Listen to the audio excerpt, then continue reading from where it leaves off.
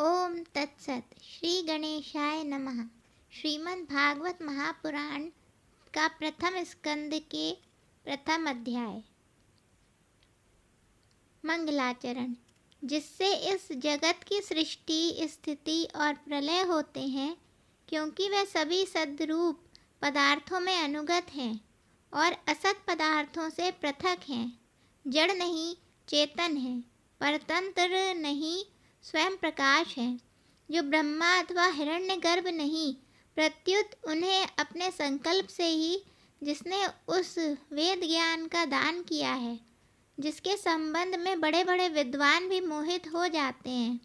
जैसे तेजोमय सूर्य रश्मियों में जल का, जल में स्थल का और स्थल में जल का भ्रम होता है, वैसे ही जिसमें यह त्रिगुणमयी जागृत स्वप्न सुषुप्ति रूपा सृष्टि मिथ्या होने पर भी अधिष्ठान सत्ता से सत्यवत प्रतीत हो रही है, उस अपनी स्वयं प्रकाश ज्योति से सर्वदा और सर्वथा माया और माया कार्य से पूर्णतः मुक्त रहने वाले परम सत्य रूप परमात्मा का हम ध्यान करते हैं।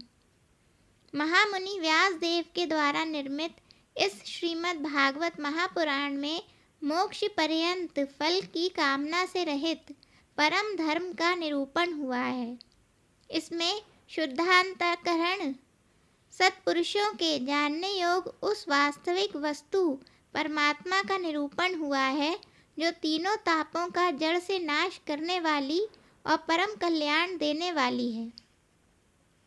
अब और किसी साधन या शास्त्र से क्या प्रयोजन।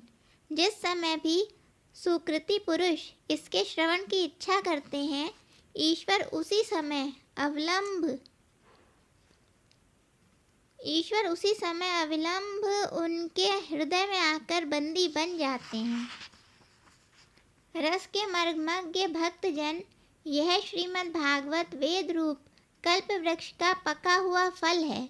श्री सुखदेव रूप तोते के मुख का संबंध हो जाने से यह परमानंदमयी सुधा से परिपूर्ण हो गया है। इस फल में छिलका, गुठली आदि त्याज्य अंश तनिक भी नहीं है। यह मूर्तिमान रस है।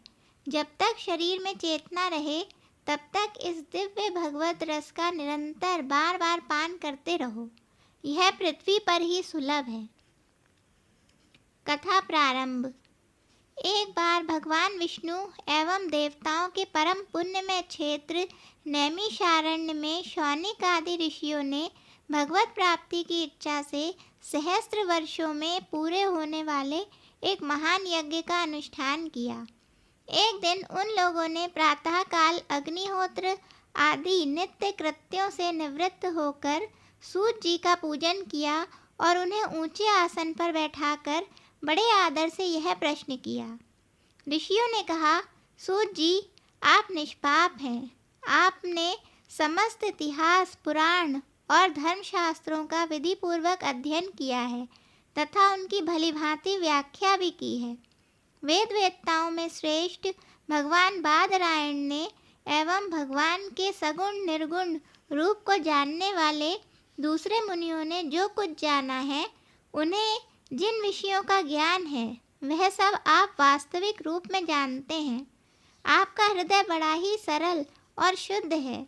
इसी से आप उनकी कृपा और अनुग्रह के पात्र हुए हैं। गुरुजन अपने प्रेमी शिष्य को गुप्त से गुप्त बात भी बता दिया करते हैं। आयुष्मान, आप कृपा करके हमें यह बताइए कि उन सब शास्त्रों, पुराणों और गुरुजनों के उपदेशों में कलयुगी जीवों के परम कल्याण का सहज साधन आपने क्या निश्चय किया। आप संत समाज के भूषण हैं। इस कलिकाल में प्रायः लोगों की आयु कम हो गई है। साधन करने में लोगों की रुचि और प्रवृत्ति भी नहीं है। लोग आलसी हो गए हैं। उनका भाग्य तो मंद है ही, समझ भी थोड़ी है। इसके साथ ही वे नाना प्रकार के विघ्न बाधाओं से घिरे हुए भी रहते हैं। शास्त्र भी बहुत बड़े हैं और बहुत से हैं, परंतु उनमें एक निश्चित साधन का नहीं, अनेक प्रकार के कर्मों का वर्णन है। साथ ही वे इतने बड़े हैं कि उनका एक अंश सुनना भी कठिन है। आप परोपकारी हैं। अपनी बुद्धि से उनका सार निकालकर प्राणियों के परम कल्याण के लिए हम श्रद्धालुओं को सुनाइए, जिससे हमारे अंतःकरण की शुद्धि प्राप्त हो। प्यारे सूत जी, आपका कल्याण हो।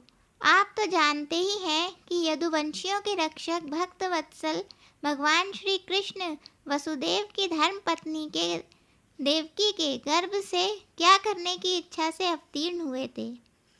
हम उसे सुनना चाहते हैं। आप कृपा करके हमारे लिए उसका वर्णन कीजिए, क्योंकि भगवान का अवतार जीवों के परम कल्याण और उनकी भगवत प्रेममयी समृद्धि के लिए ही होता है। यह जीव जन्म मृत्यु के घोर चक्र में पड़ा हुआ है। इस स्थिति में भी यदि वह कभी भगवान के मंगलमय नाम का उच्चारण कर ले तो उसी क्षण उससे मुक्त हो जाए, क्योंकि स्वयं भय भी भगवान से डरता है। सूत जी, परम विरक्त और परम शांत मुनिजन भगवान के श्री चरणों की शरण में ही रहते हैं।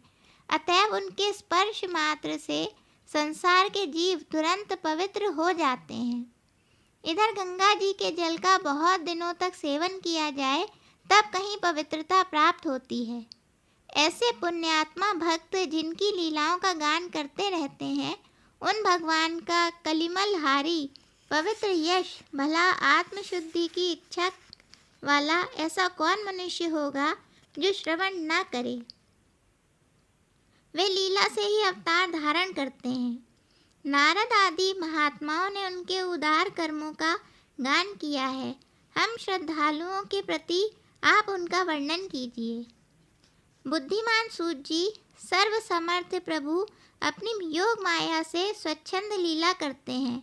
आप उन श्री हरि की मंगलमयी अवतार कथाओं का वर्णन कीजिए। पुण्य कीर्ति भगवान की लीला सुनने से हमें कभी भी तृप्ति नहीं हो सकती, क्योंकि रसज्ञ श्रोताओं को पद पद पर भगवान की लीलाओं में नए नए रस का अनुभव होता है। भगवान श्री कृष्ण अपने को छिपाए हुए थे।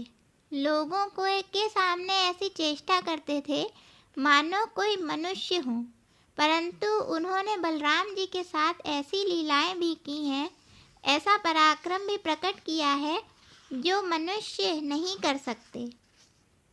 कलयुग को आया जानकर इस वैष्णव क्षेत्र में हम दीर्घकालीन सत्र का संकल्प करके बैठे हैं।